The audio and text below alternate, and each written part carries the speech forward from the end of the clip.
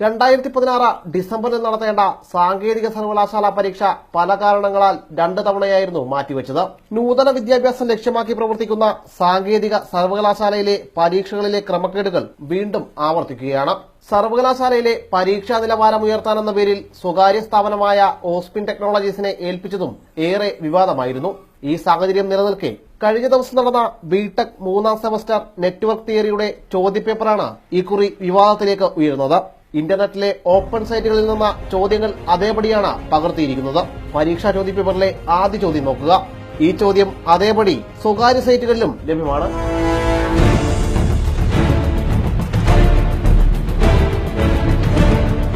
സ്വകാര്യ ഏജൻസിയെ പരീക്ഷാ ചുമതല ഏൽപ്പിച്ചിട്ടും പൊതു സൈറ്റുകളിൽ നിന്നുള്ള ചോദ്യങ്ങൾ അതേപടി പകർത്തുമ്പോൾ സാങ്കേതിക സർവകലാശാല പരീക്ഷകളുടെ സുതാര്യതയാണ് ബാധിക്കുക.